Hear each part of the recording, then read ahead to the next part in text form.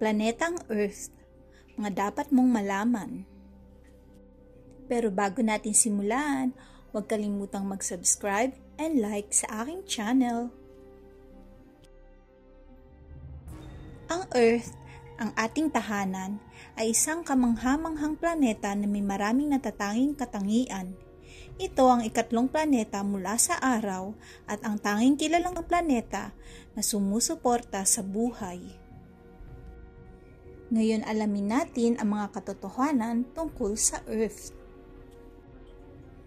Edad. Ang Earth ay humigit kumulang 4.54 bilyong taong gulang na. Sukat. Ito ang ikalimang pinakamalaking planeta sa ating solar system, ngunit ang pinakamalaking terrestrial na planeta. Hugis. Ang mundo ay hindi perpektong bilog. Bahagyang umuumbok ito sa Ecuador dahil sa pag-ikot nito. Planetang tubig. 70% ng ibabaw ng Earth ay natatakpan ng tubig. Pangunahin nito ay ang karagatan. Magnetic field. May magnetic field ang Earth na pinoprotektahan ito mula sa mapinsalang solar radiation. Pag-ikot. Tumatagal ng humigit kumulang 24 na oras para umikot ang Earth ng isang beses sa axis nito na lumilikha ng araw at gabi. Orbit. Ang Earth ay umiikot sa araw sa humigit kumulang 365 araw na nagreresulta sa isang taon. Tilt. Ang pagtabingi ng Earth sa axis nito ay responsable para sa mga panahon. Mga kontinente.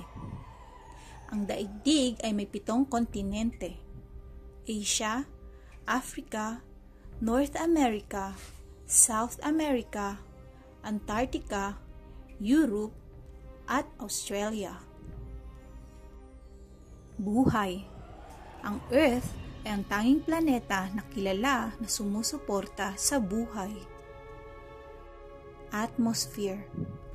Ang kapaligiran ng Earth na pangunahing binubuo ng nitrogen na may 78% nito, oxygen naman na may 21%, ay mahalaga para sa buhay. Underwater mountain range. Ang pinakamahabang bulubundukin sa Earth ay talagang nasa ilalim ng tubig. Pinakamalaking buhay na organismo, Armillaria bulbosa o ang honey mushroom, ay tinuturing na pinakamalaki at pinakamatandang nabubuhay na organismo sa Earth na matatagpuan sa Estados Unidos.